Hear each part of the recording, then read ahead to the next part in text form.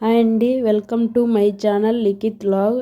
ఛానల్ని సబ్స్క్రైబ్ చేయండి, లైక్ చేయండి, షేర్ చేయండి, కామెంట్ చేయండి. ఈరోజు వచ్చేసి కుస్కా రైస్ ఎగ్ కర్రీ చేస్తున్నాను.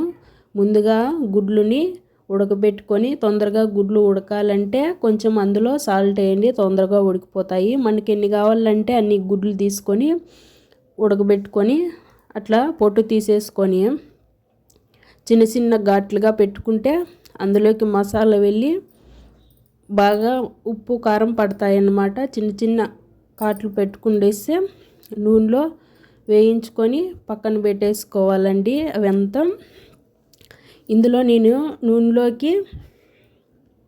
ఇందులోకి మసాలా అట్లా అన్ని ఘాట్లు పెట్టేసుకొని పక్కన పెట్టేసుకోవాలి. పక్కన పెట్టేసుకున్నాక ఇందులోకి మసాలా అయితే ఏమేమి తీసుకున్నానంటే టమోటా, ఎర్రగడ్డ, తెల్లగడ్డ, కొంచెం మిరియాలు, కొంచెం చెక్క, లవంగాలు. ఇందులోకి నేనైతే ఇవి బాదం తీసుకున్నాను. కొబ్బరి పొడి వేయలేదు, బాదం వేసి అట్లా నూనెలో వేగించాను. పచ్చివాసన పోయేంత వరకు వేగించి ఆ తర్వాత మెత్తటి పేస్ట్ చేసుకునేసాను. ఇందులో కొద్దిగా సాల్టు, కొంచెం పసుపు, ఉప్పు వేసి గుడ్లని కొంచెం అట్లా వేగిస్తే పచ్చివాసన రాదు. గుడ్లని అట్లా ఇటు సైడు అటు సైడు 2 నిమిషాలకి గుడ్లు అట్లా వేయించేస్తే బాగా టేస్ట్ వస్తుంది అని చెప్పేసి అలా ఏం చేసుకొని పక్కన పెట్టేసుకోవాలి.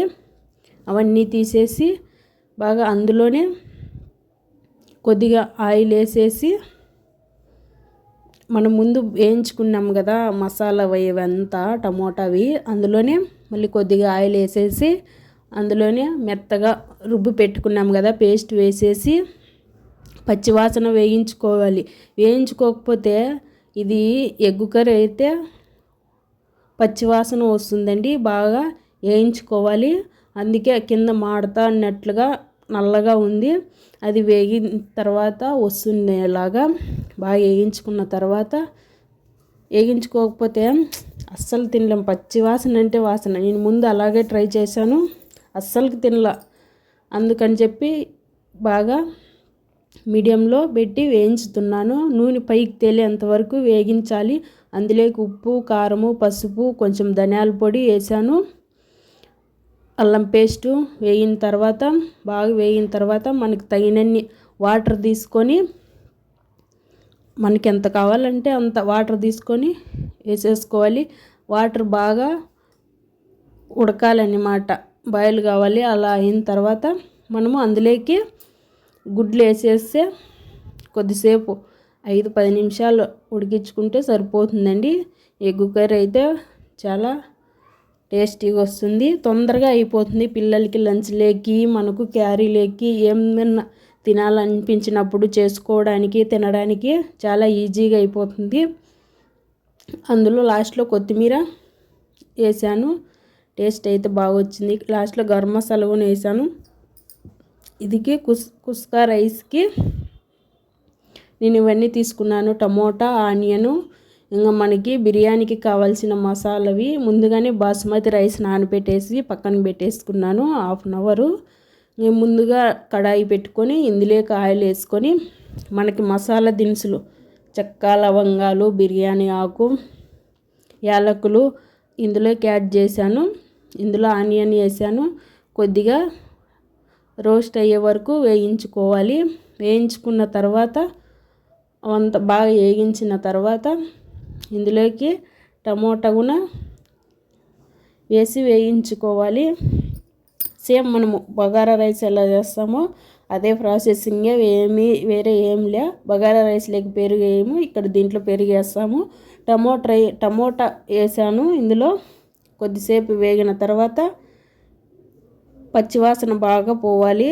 వేయించుకున్న తర్వాత ఇందులోకి అల్లం పేస్ట్ నేను ఇంట్లో రెడీ చేసి పెట్టుకుంటాను. అల్లం పేస్ట్ వేస్తున్న టేస్ట్ బాగా వస్తుంది. మనం ఇంట్లో రెడీ చేసి పెట్టుకుంటాం కాబట్టి టేస్ట్ అయితే అల్లం పేస్ట్ వేస్తే బాగా టేస్ట్ వస్తుంది. అలా బాగా వేగిన తర్వాత ఇందులోకి కొంచెము ఉప్పు, కారము, ధనియాల పొడి, కొంచెము చికెన్ మసాలా, గరం మసాలా కొద్దిగా, మళ్ళీ ఎక్కువ లేకుండా తక్కువ లేకుండా ఇందులో పెరుగు యాడ్ చేశాను. పెరుగు బాగా కొద్దిసేపు వేగనివ్వాలి. నూనె పైకి తేలే అంతవరకు అది వేగనివ్వాలి. అలా నూనె పైకి తేలిన తర్వాత మనము ఇందులోకి కొంచెము ఉప్పు చెప్పినాను కదా, ఉప్పు కూడా వేయించుకోవాలి. మళ్ళీ మర్చిపోయాను చెప్పేది. ఇందులో నానబెట్టుకున్న బియ్యం అయితే వేసేసుకోవాలి. వేసిన తర్వాత మనకు కావాల్సినన్ని వాటర్ కొంచెం తక్కువనే యాడ్ చేసుకోండి. పెరుగు వేసినాము కాబట్టి కొంచెం తక్కువగానే పలుకులు రావాలని చెప్పేసి నేను తక్కువగానే యాడ్ చేశాను. పిల్లలకి తొందరగా లంచ్లోకి తొందరగా అయిపోతుంది. ఈజీగా వంట రాని వాళ్ళు కూడా నేర్చుకునేయచ్చు. ఇందులోకి నేను నిమ్మకాయ పిండుతున్నాను.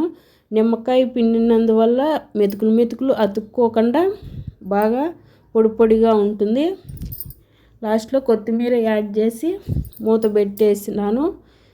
బాగా అది సిమ్లోనే లాస్ట్లో సిమ్లో పెట్టాలి. ఇప్పుడు మధ్యలో పెట్టద్దండి. మధ్యలో హై ఫ్లేమ్లోనే పెట్టుకొని ఉడికించుకోవాలి. చూడు ఇలా బాగా టేస్ట్ అయితే బాగా వచ్చింది. పిల్లలు కూడా బాగా తిన్నారు. పిల్లలు నేను చేస్తూనే ఉంటా అప్పుడప్పుడు, కాకపోతే కొంచెము చేయాలనిపించినప్పుడు మాత్రమే చేస్తాను. వాటర్ మనకు తక్కువగానే వేసుకోండి. క్వాలిటీ ఎక్కువ వేస్తే మళ్ళీ మెత్తగా పిసురుగా అయిపోతుంది. టేస్ట్ అయితే బాగుంది. మన హోటల్లో స్టైల్ లాగే ఉంది టేస్ట్. ఒకసారి ట్రై చేయండి. చూడు దగ్గరకు పడింది. ఇట్లా దగ్గర పడినాక సిమ్లో పెట్టేసుకోండి. 5-10 నిమిషాలకైతే కుస్కా రైస్ రెడీ అయిపోతుంది. ఇందులోకి మనకు చికెన్ రసం పెట్టుకోవచ్చు, చికెన్ కర్రీ వేసుకోవచ్చు, మటన్ కర్రీ వేసుకోవచ్చు, మటన్ పులుసు అంటారు కదా, అది కూడా పెట్టి వేసుకోవచ్చు. టేస్ట్ అయితే బాగుంది. చూడండి పలుకులు వచ్చింది. కుస్కా రైస్ చాలా బాగా వచ్చింది. ట్రై చేయండి. పిల్లలైతే బాగా తిన్నారు ఇష్టంగా. మా పిల్లలైతే అంత టేస్టీగా వచ్చింది, అంత పర్ఫెక్ట్గా వచ్చింది. హోటల్ స్టైల్ మాదిరిగా ఎగ్ కర్రీ. ఇందులోకి నేను పెరుగు, కీరకాయ, అట్ని ఇంకొంచెం ఆనియన్ వేసి చేసినాను. టేస్ట్ అయితే బాగుంది.